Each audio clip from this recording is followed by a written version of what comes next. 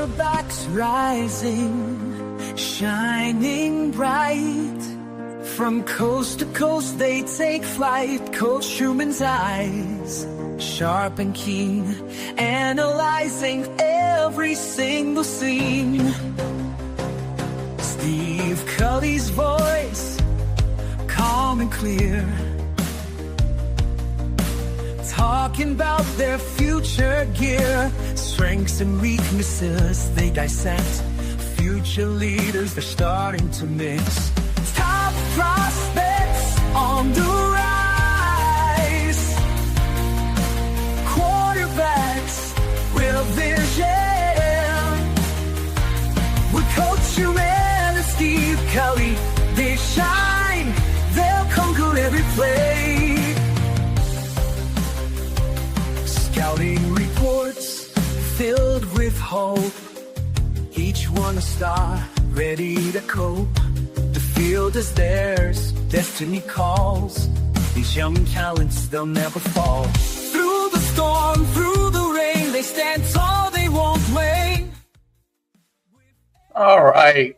Yes, it is time to unveil the new quarterback show featuring Coach Schumann and myself, the best podcast host in the universe, Steve Culley, who coached at Colgate University, Dartmouth College, and the College of the Holy Cross, all Division I schools, all top-notch quarterbacks that I've worked with. Coach Schumann has worked with Heisman Trophy winners. If you want to be evaluated, if you want to be featured, if you want to make a name for yourself and be recruited, this is the show that you want to be on. And you can contact either of us on Twitter, and we will work to try and make a spot for you, and you will get an evaluation, true, and that evaluation will be sent to any colleges that you would like to be seen by. And we actually have had some college coaches watch the shows already, other show that I do. So it's very popular and an easy way for you to make a name for yourself. The recruiting game has changed. Yes, and exposure is important, and this is kind of elevating it to the next level. Hugely. We're going to start with, featuring three guys. We have three guys queued up today who are fantastic quarterbacks. Two are 2026 class, and then the other is in the 2028 class. So if two are juniors and going to be juniors. We're going to be juniors are actually no, they're going to be seniors. No, one's 2026, one's 2027, and one is 2028. Okay. So we got a rising senior, yes, a rising junior, and a rising sophomore. Correct. So it's going to be really, really good. We have Zach Myelli, who's the 2027, Maddox Franklin, who is the 2026. And then we have Eric Beach, who is the 2028. Both of these guys are already getting recruited, and they're starting to really kind of grow their network. Both are pretty well-known quarterbacks, accomplished within their class, and we're going to kind of feature them and break them down today. And what's interesting about them is these guys are already on the tour, starting to go to different places. So we want to be able to go. So which order would you like to? Would you want to go? Well, Dave, that's what I was going to ask you, because every time I see quarterbacks, is it always broken down now between a dual threat and a drop back? Because whenever I see quarterback recruiting lists, it's kind of separated that way. They'll list them as a dual threat or okay. So I didn't know that's how they've been doing it. What would you say has been more prominent as far as recruiting goes? Do they want the dual threat? They do want the dual threat kids. Okay. Yeah, I mean, when possible, they want the dual threat. But Right. if you're more of a pro style quarterback, Pocket passer, right. you got to be a great passer. I mean, that's the key, That So that that's where you have to stand out. right, and you could look at where we went to school. UConn is a good example of that, right? They had a dual threat, and they had a kind of more of a pro style. And the pro style is actually the guy that's now was the start, end up being the starter in the season, later in the season, not right away, but later in the season, and then is the starter coming back. So it does depend. It depends on the offensive preference. It depends on what they're trying to get. So I think that's a real important thing on it. Obviously, height is I would say the less mobile you are, the size becomes a bigger and bigger factor. So if you're more of a pro style, size is definitely important. Um, when you're a dual threat, I do think that the dual threats can get away with being a little bit shorter depending on their level of mobility. It's kind of like a sliding scale, from that standpoint. If you look at the pros and you'd say, all right, who is obviously a dual threat that you would look at in the pros, you would say Josh Allen, you would say Lamar Jackson, two totally different. Yeah. Mahomes is, I would say Mahomes is more of a pro style that is mobile, Right. And then Josh Allen can run a throw. Jalen Hurts, right? But Josh Allen and Jalen Hurts are different style runners than Lamar Jackson, right? And different style. So that's the part that's varying. That's what makes the evaluation a little more difficult for college coaches now, because it really is like, what are we looking for? What are we trying to do? I think for the most part, guys are trying to get the best guys they can get, period, end of story.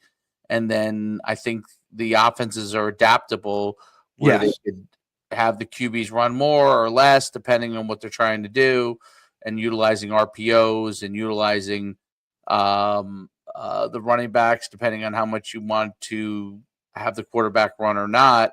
You could kind of gear up or gear down your offense towards that. So I think that's the really good thing about it. What are the intangibles you would say that college coaches are looking for in their high school quarterbacks? Because I know they've been going for more transfers, but if you're coming out of high school, right, what are the intangibles they want to see? Intangible wise, I think you've got to be able to diagnose things quickly.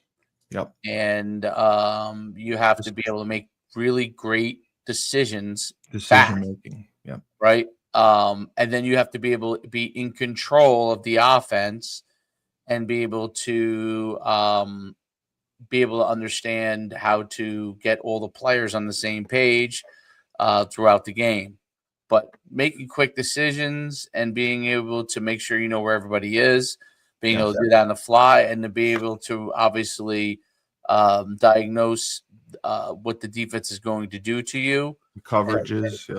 And being able to forecast that, pre-snap reads, and then obviously being able to adapt based off of what happens. So moving parts. So it's pre-snap, it's post-snap.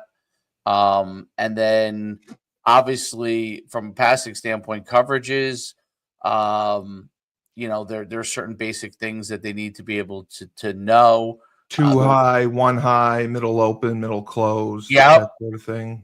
Exactly.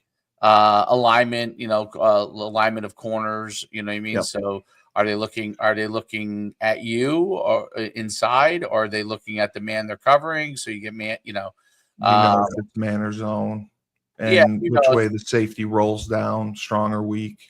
Right. Rolling. Right. Exactly. That gives you a closer open look. And then your box, right? So, how many guys are in the box? And then obviously there's simple ways to help quarterbacks, early on in the game.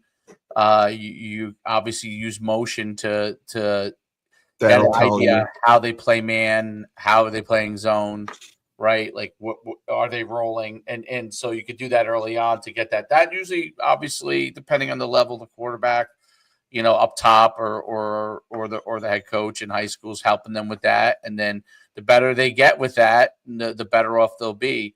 And then obviously being able to diagnose HOTS and being able to know, where people are coming from. And some of that is pre-snap stuff. And, but yeah, there's no doubt about it, right? Like you diagnose man, you're in a passing situation, you would probably guess as a quarterback that they're bringing people, right? So you have to know where the quick opportunities are and those kind of things. And if they're in zone, they're probably, if they're running a fire zone, maybe they're bringing one or two max, but dropping off.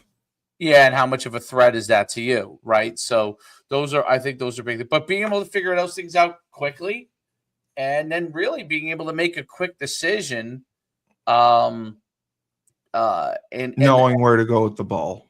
Yeah, and knowing who your playmakers are, right? Like, that's a big deal. Quarterbacks look a lot better when they get it to their playmakers, right? So Brock Purdy does 100%. Yep. So I think those are real important things, and we'll kind of break those down here in a couple seconds, and you'll see. Look, when you're looking at highlight films, it's going to be hard. We're not able to see exactly, what their pre is. We're seeing highlights, but we can diagnose how quick they're getting rid of the ball. Do they put, where the placement of the ball is, and are there certain things that look good? Obviously, as a quarterback, being able to get out in front of coaches for them to see you throw is a big deal, other than when obviously they're looking at film. So, but it's important. Like when you see a ball just jump out of a QB's hand, that tells pop. you a lot. Yep, pop.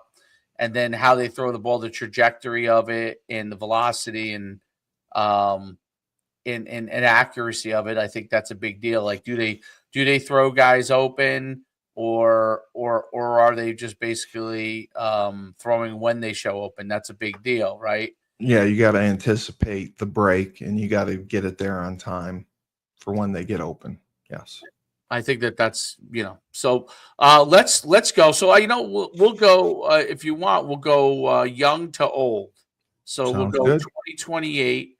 We'll start off with, okay. And this guy, because he just started playing varsity, he played a little bit of varsity this year. I do have as much stuff as you can get on him without having like a full highlight. But he goes to a lot of camps. He plays on an elite 7-on-7 club, and he plays in a lot of tournaments. So I'm gonna try to, how do I keep the sound off of the StreamYard here for the you can mute it on when you share your screen. Okay, so we could see it. So this was actually, I think, him in 8th grade. This or maybe this might have even been this one was 7th grade. That's him as a 7th grader working out. Just pretty amazing. We'll count. Here we go. We'll go right to. Let's see if I can. All right. Yeah, now, are you able to? I have a full screen. You do? You're not. Yeah, you can't make it bigger and control it. I can't make it bigger. No. So we could really see it. I'm trying to see how I can.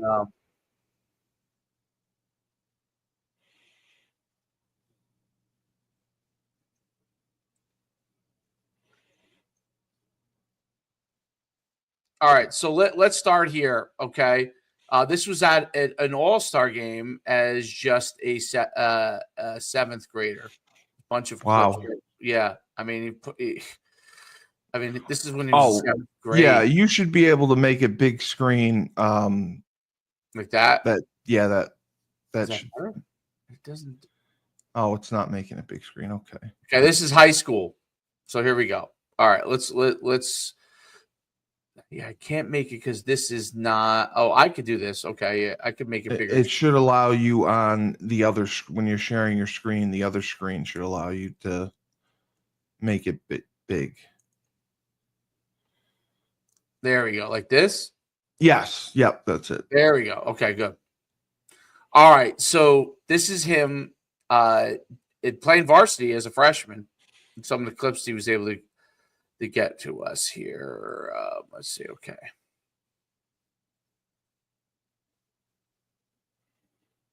Gets the ball out of his hands real quick. Really quick. Yep. Yes.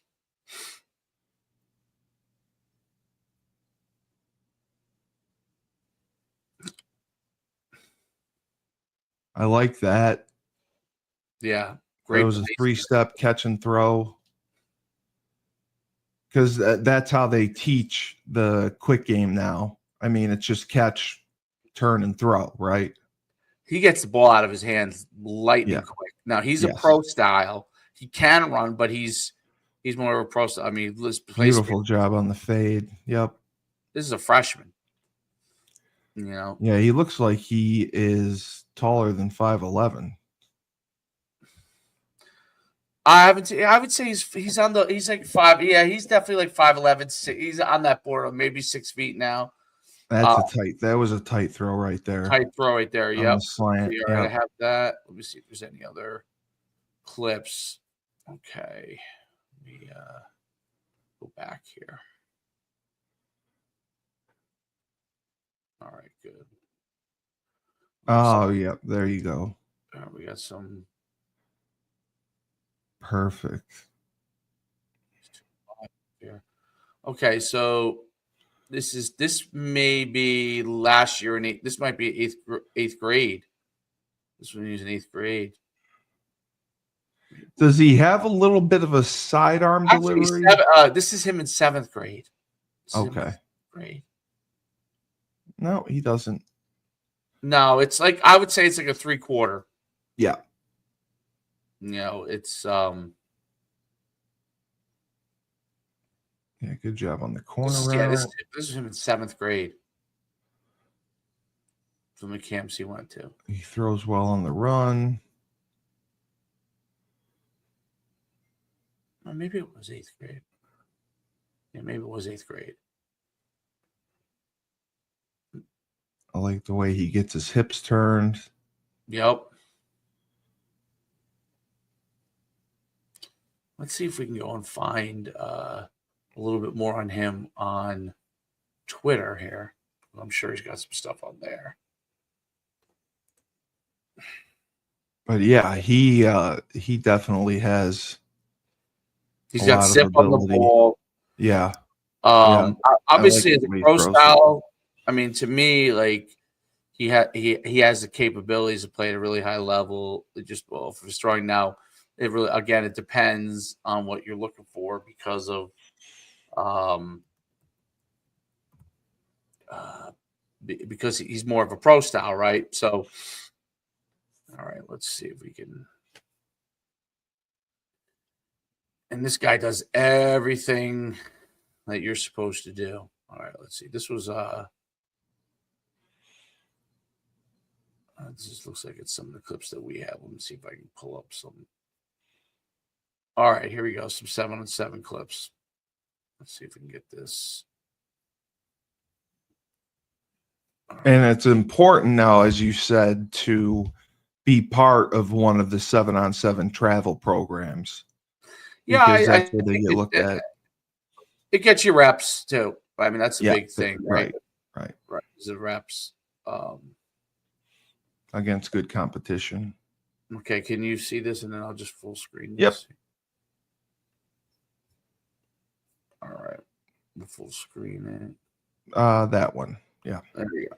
All right. There's a couple of this is this year. Oh wow, they're an empty. Okay. Oof. He moves like he keeps his poise and position in the pocket. Even I mean, a lot of these 7-on-7 guys move up to him. We'll see how he stays under control.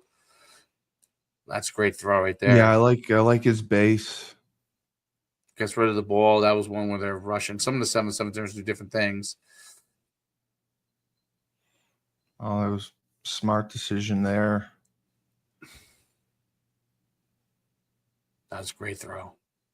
I would never fits it in a tight window. Yep. Yeah, he puts them in tight windows.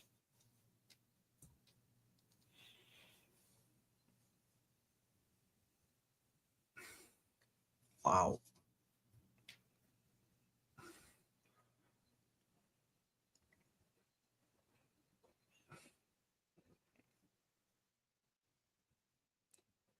See, I mean, one thing he's got to work on, I think, here, if you see it right here, and this is 7-7. So if you watch, you don't want to get your feet too close together. See how he gets his feet a little close together? This is something he has to work on. I noticed he does that sometimes when he's looking. Got to keep that apart. He keeps a narrow base. Yeah. Right. Yeah. You got to keep it apart as you're climbing, because it slows down your release process. Right now, he has a really quick release. Like he snaps the ball really well, comes out of his hands, fast.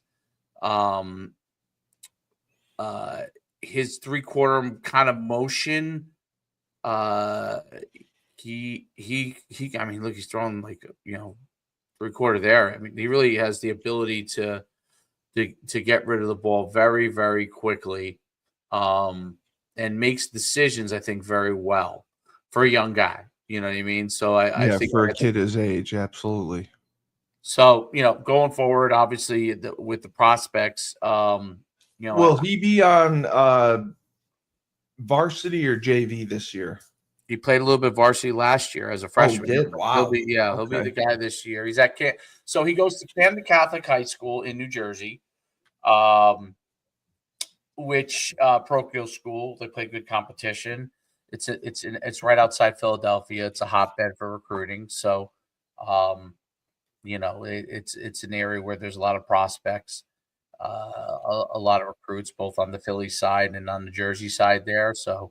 But he goes to Camden Catholic, so he's a very good student. I think he's a week of yeah, it showed his he already took the PSAT. Yep. So very, very good student. From that standpoint. So we'll he's a player that really has great upside. A lot of coaches are beginning to be aware of him. So it's a matter of him just continuing to go to camps. When he becomes a starter, I think really will make a huge opportunity for him. Yeah, he'll make a name for himself. It's tough too because colleges will take one quarterback or two quarterbacks in a class. So you really have to stand out to be taken. And that's important. So being featured and being talked about and evaluated, that is a great way to get noticed. Yep, and he's won MVPs at a lot of camps, and I think those are things that are important to continue to do. But yeah, I think he's a fantastic prospect at the quarterback position. This year will be a big year, if starting as a sophomore, which kind of leads into our next prospect, which is 2027, who already is really getting looked at by a lot of Division I schools. He's already been in North Carolina down there on unofficial. He's FAU as an unofficial. Yeah, I don't think he's offered yet by those schools as a high-end academic athlete. Plays for one of the best programs in the state of New Jersey, public school, maybe the best. So. And he won the state group championship this year as a sophomore. They won. So in New Jersey, and I'll bring his clips up here. Zach Myelli, who goes to Old Tappan High School in New Jersey. Okay, can you see? I can. Okay, perfect. All right. So Zach is 6'1" already as a sophomore, 170. Plays for. I've coached with his coach. I still do some analysis for them, but I coached with his head coach. I was an assistant on their staff years ago. But Zach Myelli plays for Brian Dunn at Old Tappan. Literally top 10 program in New Jersey every single year. Maybe the top public school. Year in and year out, they're probably top 2 or 3 public schools every single year. They won the state group championship in New Jersey. How it works is you go You go in your sectional. So I think they're in North. I want to say they're either North 3 or North 4. I mean North 1, Group 3 or 4. I can't remember which one. They play through that section, and then you play the North versus the South, and the Central versus North 2, right? And they go to overall state championship. So it's a lot of games, but you go to overall state championship.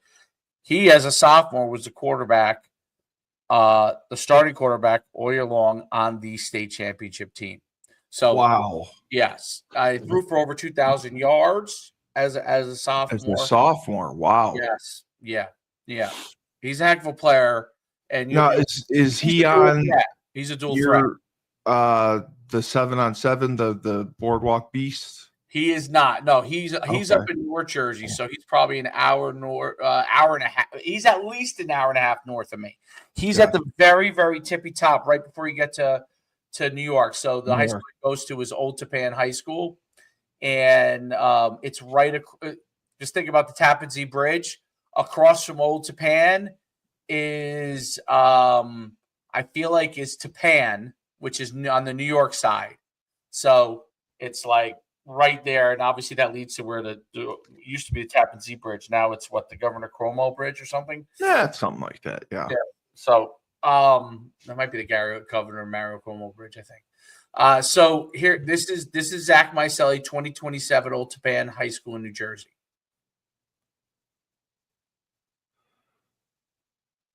He's the real deal. Wow, I like his arm.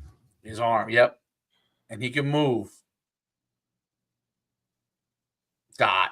I mean, that's great. Yeah, that's a tight throw right there. Real good pocket presence. Yep. Man, beautiful deep ball. Yep. Throws it right in stride. Great movement right there in the pocket. Well, it's just great awareness to see the rush. New Jersey, which is a ton of powerhouse programs up there. So, and I like that he carries the ball up high. This is the state championship game at Rutgers. Okay. Oh, fade stop. I like that. God, his poor tackles are getting destroyed. But see that throw? That throw. That was a dart. Yeah. This throw right here is crazy. That was an absolute dart. Going to his left. Yep.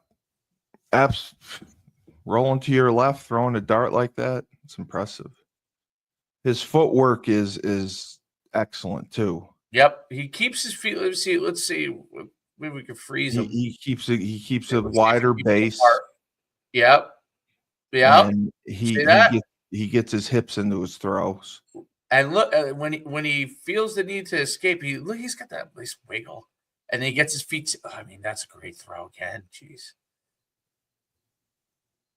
Rolling, directing traffic. Yep, directing his receiver to go. This is a sophomore, so he's going to be a junior. Yeah, he plays with a ton of poise.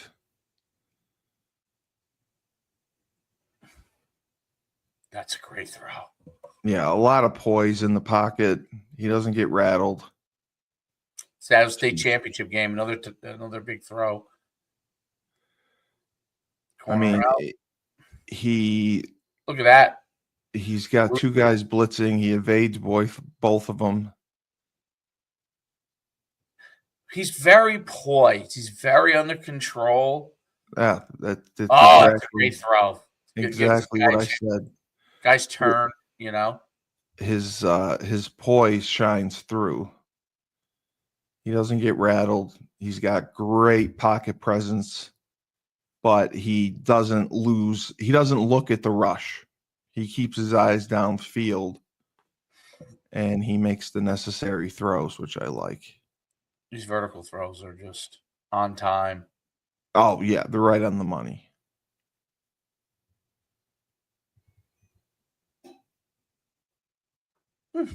Great job reading the coverage. QB draw. Look at him run, too. Yeah, he has very, very good athleticism.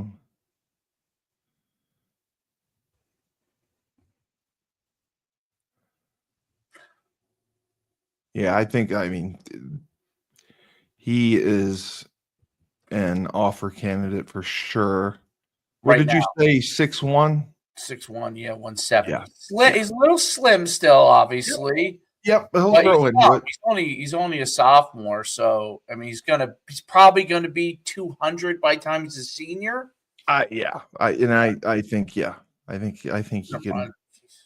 He's smooth. He'll Smart runner too. Like he doesn't like um press when he gets in the open. He's trying to figure out the best, you know, God, that was great right there on type. like an RPO quick release. Smart there. They do a lot of RPOs at Old Japan. That's a big Yep. part of their offense. Yep. Very good in the quick game, but he also throws a beautiful deep ball.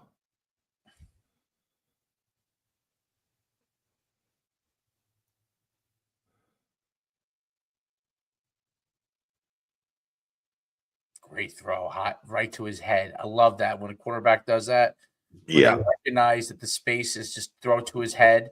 It's one of the things I always tell quarterbacks. It's like if you got a guy that's a big physical receiver, and you get in trouble in the DB's back's turn, you throw it to his head. See how he does that over and Yeah, over let him again? go get it. Yeah. Throw it to his head. He makes the play.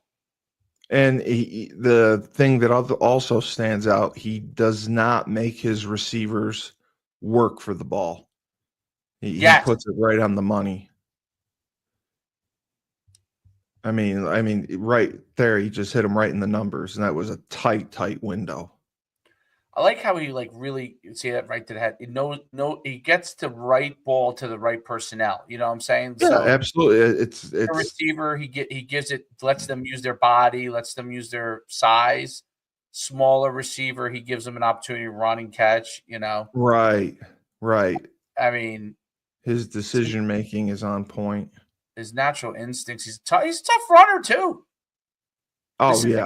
This is against one of the better programs too. I mean, most of the films, his schedule's pretty tough, public school wise. Really good team. So, No, I'm sure it is. Dot. I mean, QB run.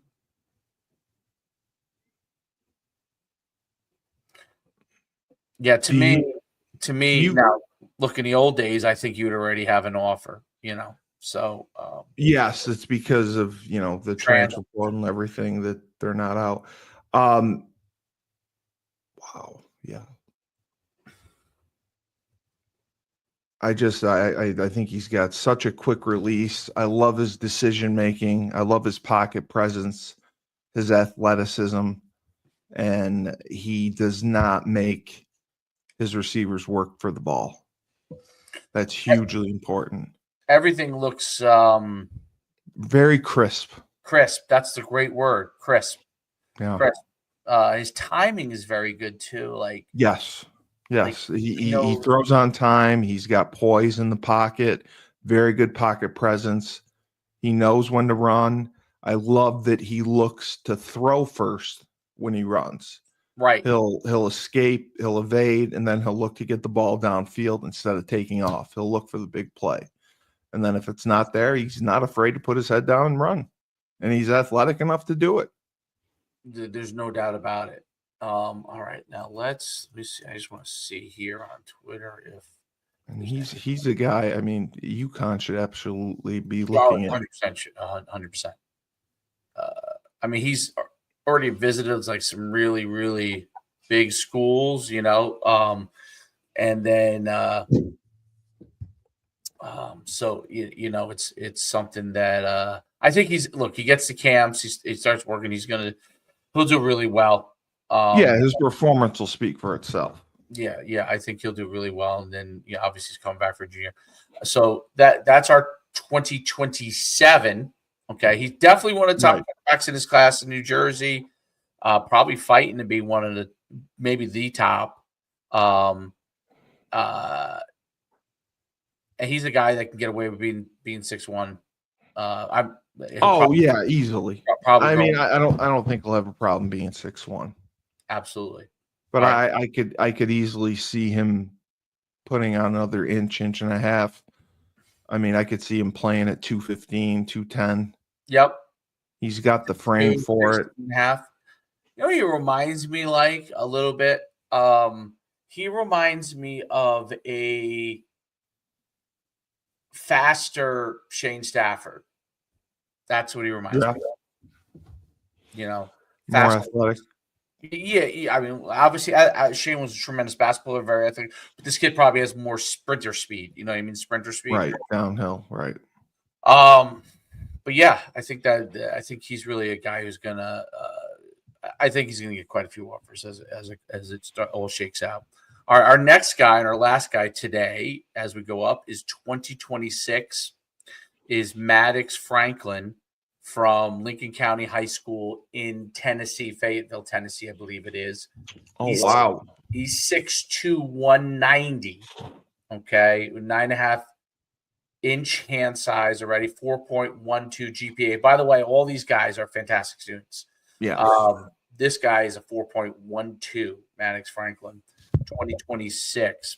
And we'll show it from his Twitter here.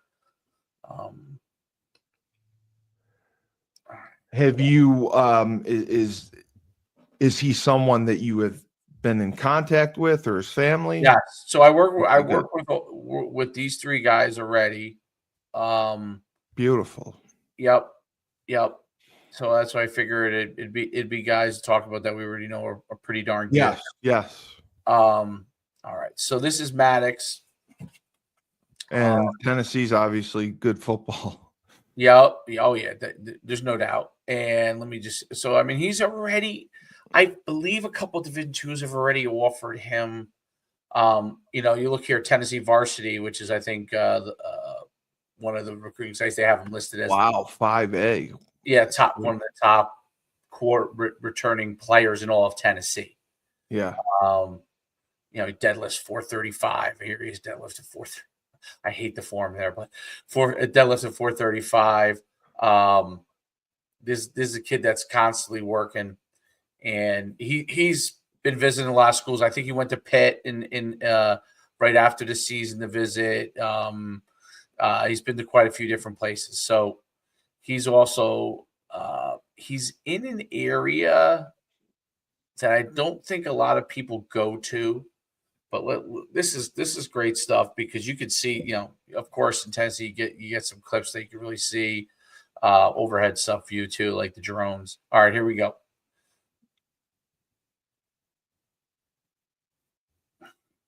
Wow, that's a great throw. Going to his left.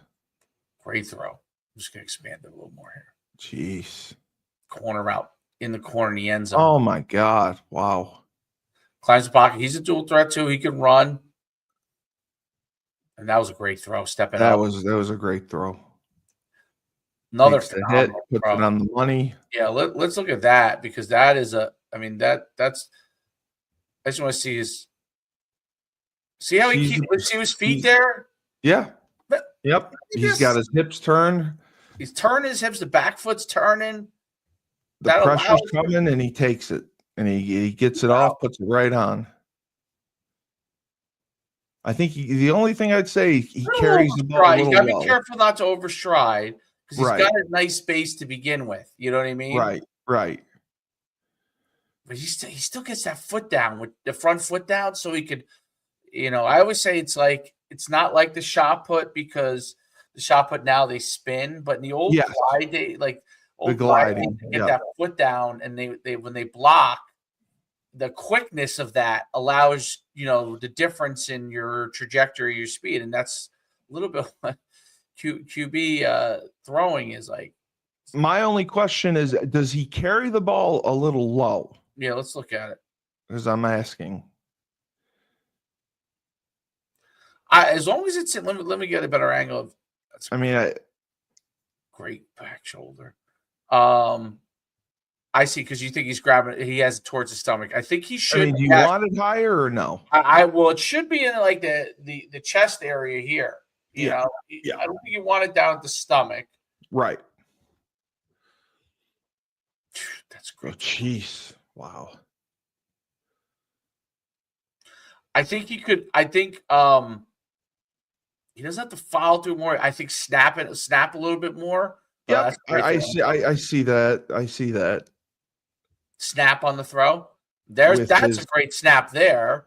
Okay. yes, I think you should throw again. So my only critique on this, he's got a great arm. When he's throwing a ball like this, I think he's got to stay a little bit more forward with his body. right. And let me just see here on the break. That should be. I think as he moves up, this has to be gone now. Now, Because anticipate it, right? Touchdown. Right. So exactly. right. He's got the perfect route called. The post right there. No, he's got such a good arm. He's able to get there. That was much better. So that's a good drive on it. So this is it right here. Let's go back. All right. Break. Yes, he gets behind him. Now. Throws it under the safety. That's really good. Yes. Great timing there. That beautiful. Yep. Evades the pocket. Good job evading. Gets the ball out.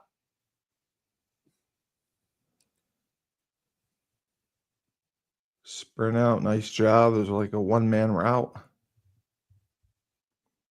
That's a good throw. That's a long throw. Right. You can make that field throw. That's good.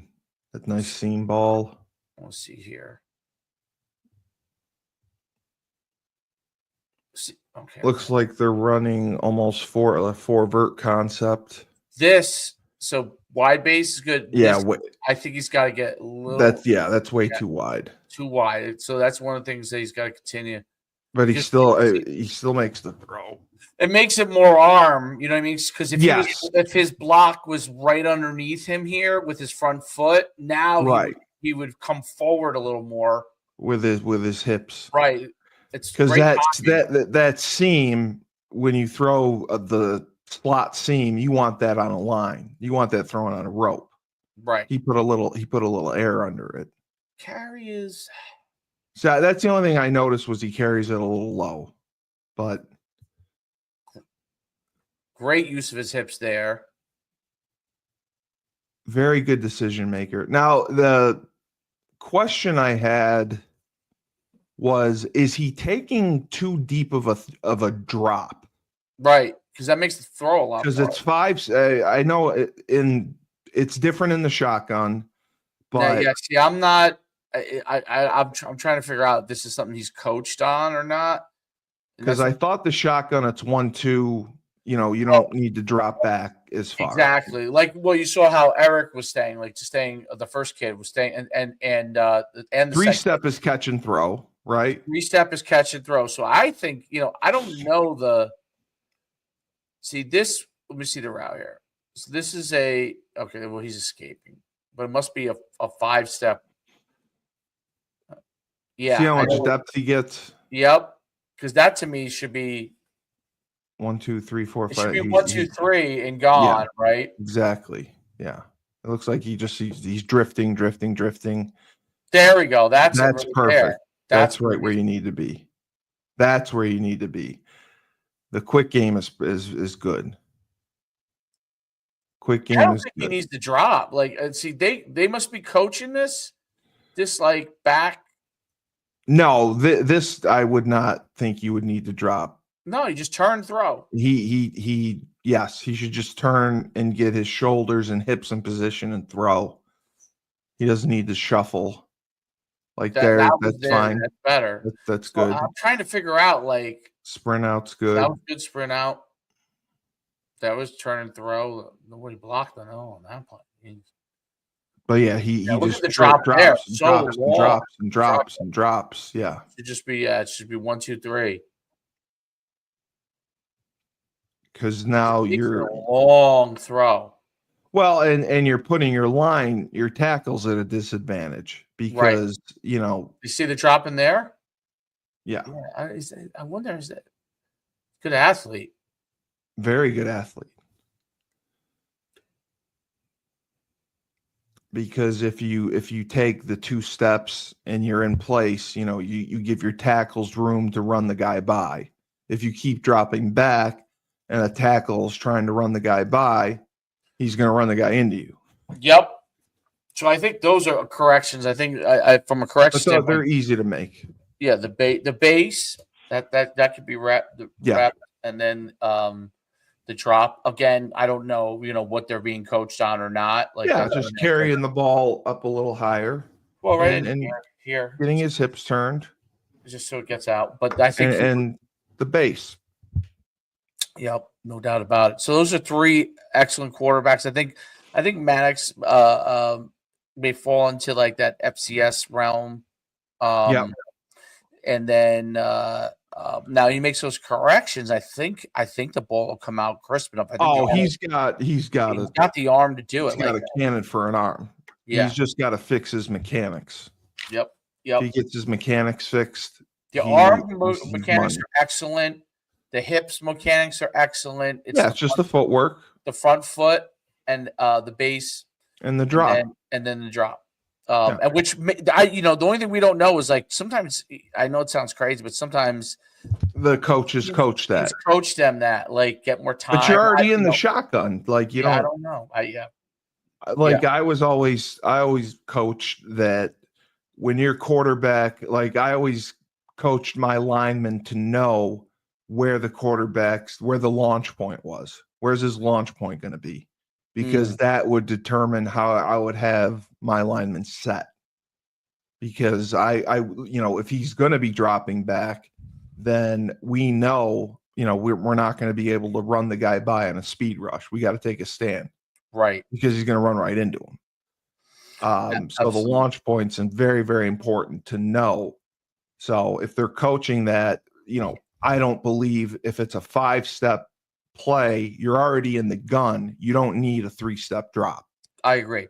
The way that I used to always teach it is if it's a normal 3-step under center, it's catch and throw. Catch and throw. You catch, turn, throw. Yep. If it's what would be a 5-step, it's 3 steps from gun. 7-step, like old school, like play action 7-step. Like not a lot of people run that anymore. No. That I think you just take 3 steps and then you move. You know what I mean? Right. And then that way you have the ability to throw, because the snap of the gun from the gun takes away the actual drop from under center, right? So you don't need that. And I think you're right. Like now, I have seen some offenses where they do that. Like I don't think it helps you for college. You know what I mean? Obviously, whatever they do offensively in high school, well, they're trying to buy time. If they're doing something right to be able to buy more time. Maybe they don't. Maybe the line is, not all big, superstars. Maybe, especially. So even on a 5-step drop out of the gun, you'll have them take 3. Yeah. Steps. Okay. I would take 3 out of. Yeah, I would take 3. It's two and a hitch, right? Well, I don't think you need to hitch out a gun if you're taking 3 steps, right? You just 3 and you're gathered and you're ready to 1, go. 2, 3, and then you go. Okay. Yeah, you're already in position. Yeah, you're already in position. The other question I had for you, for your quarterbacks in high school, do you prefer for them to set the protection? Do you, as the coach, set the protection? Or do you have the center call the protection on the line based on the center? I would have a lot of times do the adjustments. Okay, you don't put it on the quarterback. Try not to in high school. Too much. College we do, but absolutely do. The quarterback can change the protection if they're that level, right? Now I don't know, like. For example, these 3 quarterbacks, I have no idea, like, if they give them any leeway on any of those kind of things. My guess now with a lot of the spread offenses, they set the certain protection, and then everything's off of HOTS or an RPO. Right. You always have a built-in hot, and the line does a lot more of the adjustments. The center. That's how. Yeah. That's what Depending on the quarterback, some quarterbacks, I wanted them to control the protection so they knew where they were protected. Right. And they knew where their hots were. Right. Other times I wanted to take it off their plate and put it on the center. The center would call the protection. The quarterback hears it, knows where he's protected, and then knows where he's going to be hot. It would just be depending on, their comfort level. But preference wise, I'd like the quarterback to call it, because then they can call where they want to be protected and where they want to throw hot off of. Yep. There's no doubt about it. And it's but the RPO game has changed everything. So it absolutely has. So it's the kind of thing where the RPOs, the reads, the zone read is, look, a lot of teams run power read or zone read in power read, counter read. They run the power ride where they run the power to the side. They run counter with the read. Everything's a read. And I always got to a point where I thought it was putting too much on the quarterback. And I was like, can we just have him hand it off? Can we give him a couple plays where he just hands it off so he doesn't have to read? Like, you can't put, you're killing this kid. He's got to read every single play. I'm like, let's give him a break. Right. I thought it was a little too much, but I know that's just the way offenses operate nowadays. And that's why you're in the top spot. That's why you're the quarterback.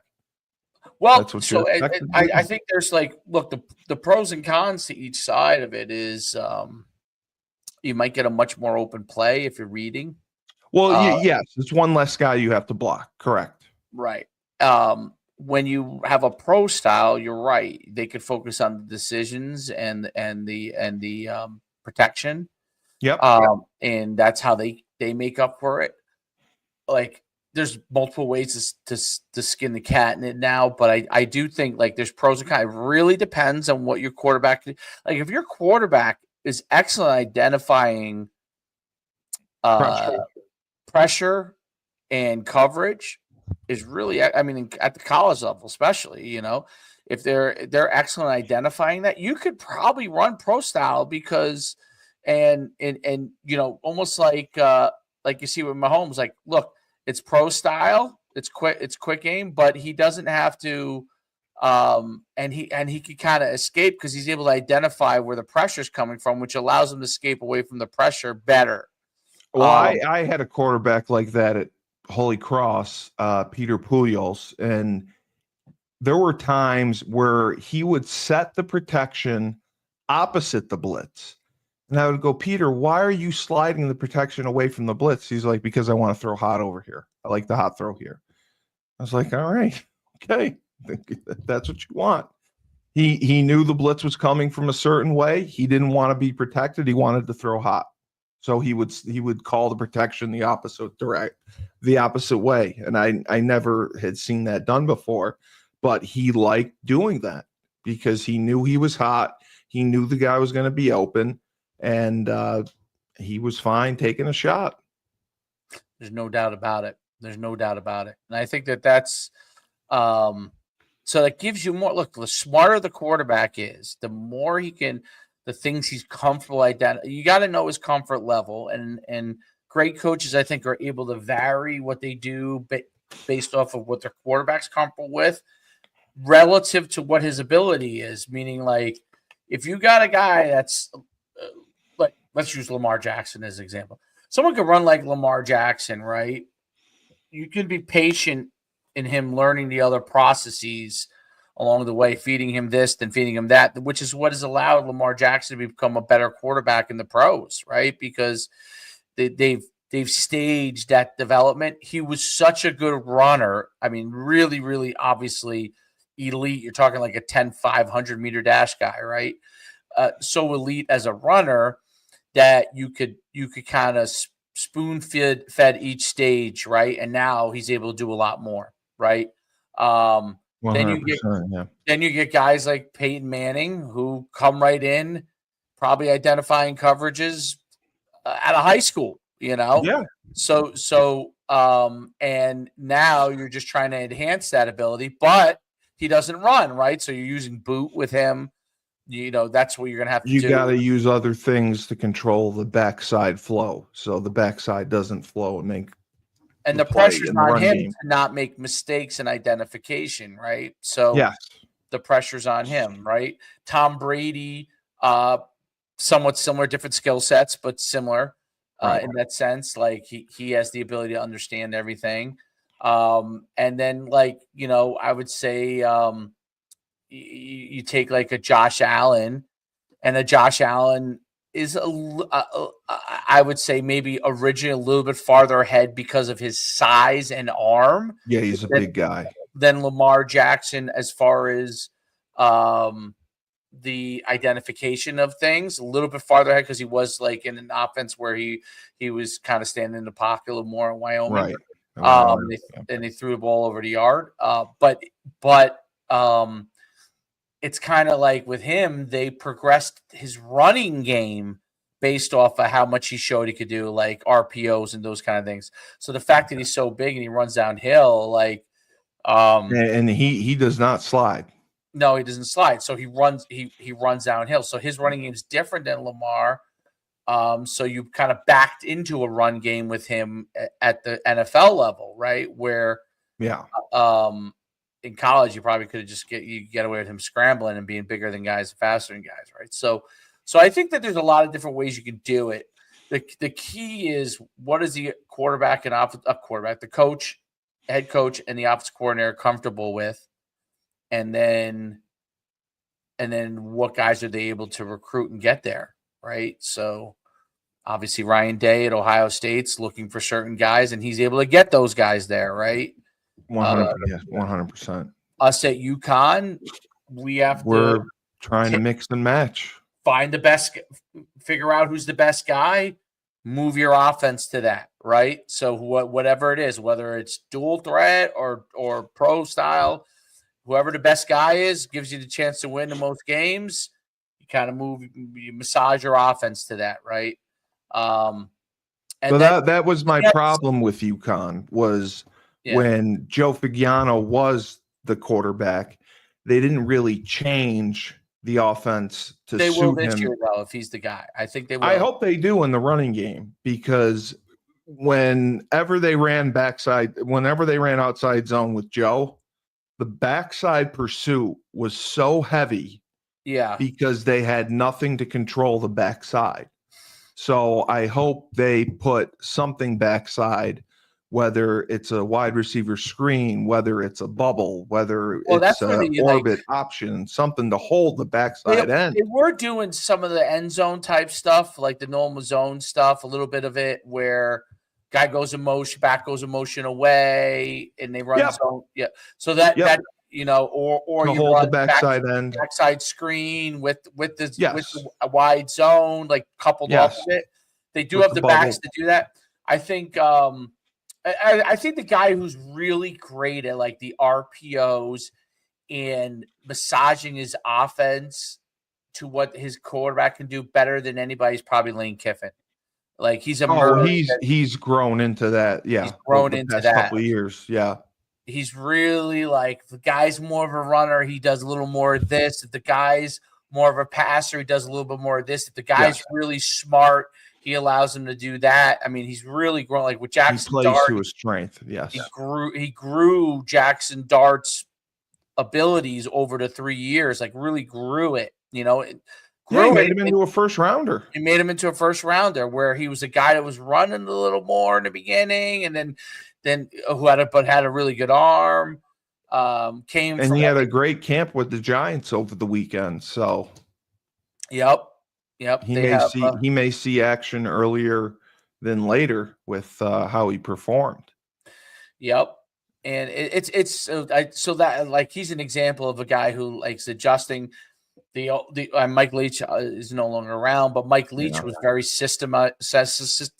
systematized, right? Where you either fit his system or you don't. You fit his He system. wasn't Right? changing it.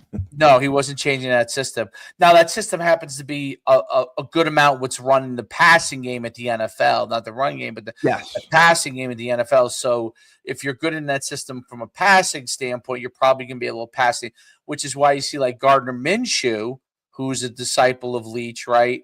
Still being able to hang around and be successful because of the fact that the reads from the quick reads in the passing game, They're ingrained in him. they're ingrained in him, right? And they're ingrained in him from that air raid system, Yeah. that Mike Leach ran. And so it's interesting. And Was Mike Leach a pure was he like a true like run and shoot guy? Air raid. What's the difference? Air raid is the original. It's now all, I don't know. Everything's like kind of everything's spread now. I know, but everything's merged. But the old school run and shoot, like Andre Ware, Houston, yes, Mouse Davis, yes, right, Jack Pardee, yes, all that kind of stuff. Were they under center more, or yes, they were under center. Oh, okay. Yep. Now I'm curious what Timmy Chang is running in Hawaii, because Timmy Chang was in the gun. It looked like I feel like Timmy Chang might have been the gun by the time he got there. Timmy Chang's at Hawaii now, right? Yes, he was the Hawaii guy, and he's the coach there at Hawaii now, right? Or no? I think you're right. He is. I think he was with the run and shoot guy. I can't think of the coach's name. Jones. June Jones. Yes. June Jones. Yes. Who was SMU and yes. Right. So Timmy Chang is the head coach of Hawaii. So I wonder if Timmy Chang is more. I'd have to pull up because I can't remember if Timmy Chang. Let me see if I can find some old school Timmy Chang. Oh, he was outstanding. Oh, he is in the gun. Yeah, so Timmy Chang was in the gun. They were in the gun. So that was probably a and then the guy that followed him was good. If you remember the guy that followed him, yes, I think passed away, maybe, right? He did. He took him to the he BCS was the all-time passer. Yeah, see Timmy. Yes, interesting. See how Timmy Chang, by the way, this is a good example of a guy in the gun, right? What? And Timmy Chang was undersized, if I'm not mistaken. Yeah, he was smaller. He was shorter. So this is a cardinal thing of the run and shoot. See this like half roll left, and it would half roll right. That was a big thing in the run and shoot. To move the pocket. To move the pocket, different than air raid. Call it like dash left, dash right. Yep. So see how Timmy's underneath himself so well? Even though the back foot's a little overstrided, but even though the back foot's a little slightly overstrided, see how his front foot is down?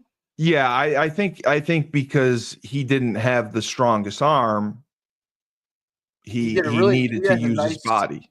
Yeah, he used the body nice on that. I just want to see one more. See the half roll again? That's a cardinal. Like that's how you know it's run and shoot. Now they used to do it from the under center. They would 5-step half roll, right? Just to move the hips and see how that foot's underneath. That's textbook. I mean, that's phenomenal, Timmy. So Chang. That's for changing the launch point by moving the pocket, correct? Yes, correct, and allow them to take a quarterback. Did not have to have as strong an arm. Right, because you would roll him to the side that you wanted to pass to. And they used to use the run and shoot, used to use that QB draw from there. So they would half roll. Yeah, and then he did the sprint draw. Yes. Sprint draw. Yeah. So they would do that. They would roll a lot.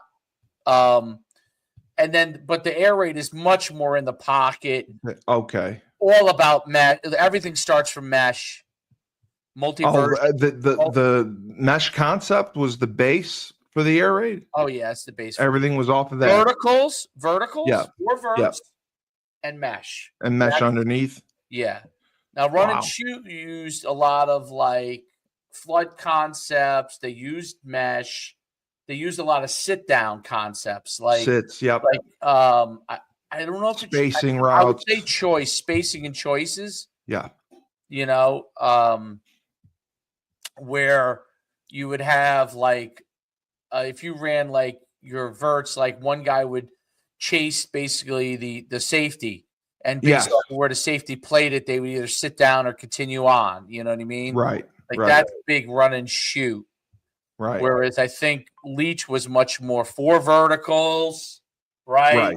Well, it didn't matter what they were playing, we're reading this, right? Right. And then we would do this, or this based And off of he would do crossers or unders underneath all day long, multiple versions of that, right? 3x1, 2x2, Yep. but all, outside guy running the shallow, inside guy running, all that kind of stuff. And then you would run the verts to be able to, the 4 verts, multiple versions of 4 verts. Yes. You would throw the back bender. shoulder, inside seam, right? Yep. Now, as soon as he clears a linebacker, or if you had like a 1 high, you would use like trips to move guys off base on 4 verts, whether you go the big guy or the inside guy, or you go 2x2 and you would go 4 verts. We never ran 4 verts out of trips very well because the number 3 had to get over to the other hash. Right? I never loved that play. Yeah. I used to do a lot of 4 verts with the guy chasing the inside of the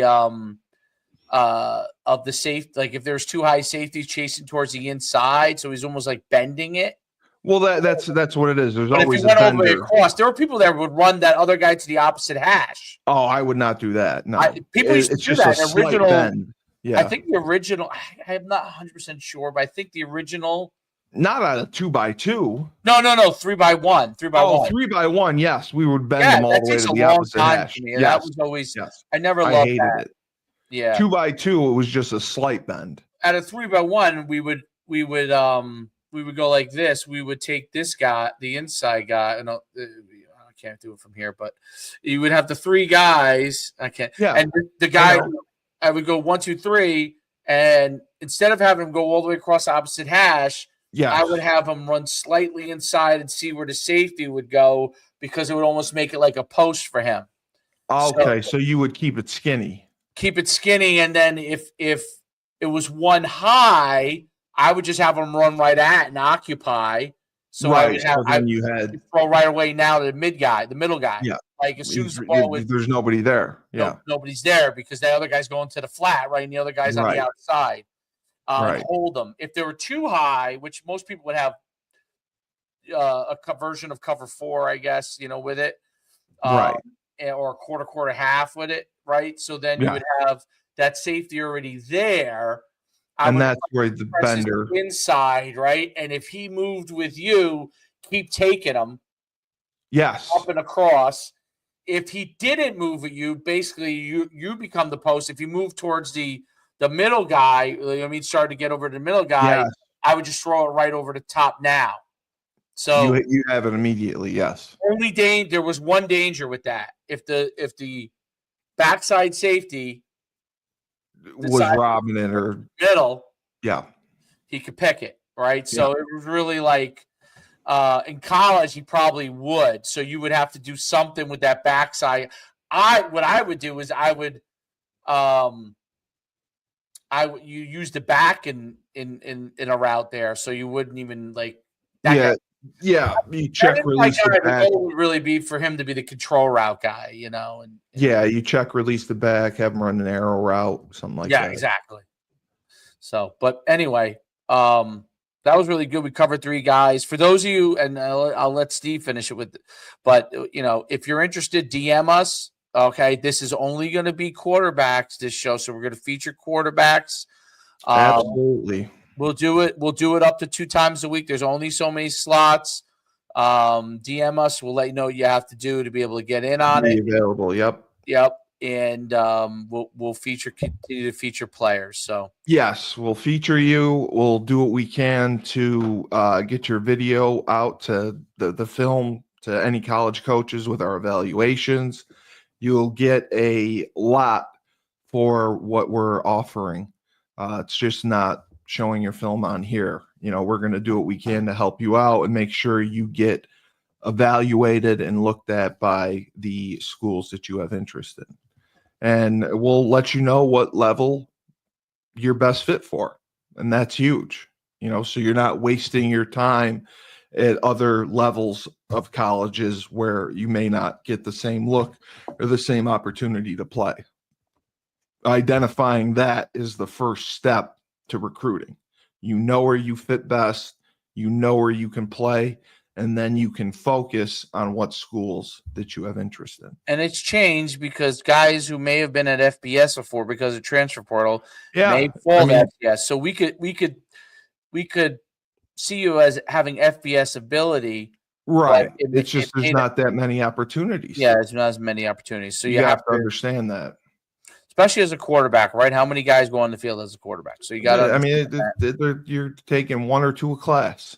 I think there's a lot of guys that are old FCS guys that are falling Division III or Division II. They have been. They have to. Some of them have to start there. Some of them and you move up PG and go to prep school. It's not a bad thing. It doesn't count towards your eligibility. Yeah, UConn's starting quarterback was at Maine. Yeah. Yep. 100%. And so he moved up, and there are guys that move down. Different levels. Guys move up and down and all around.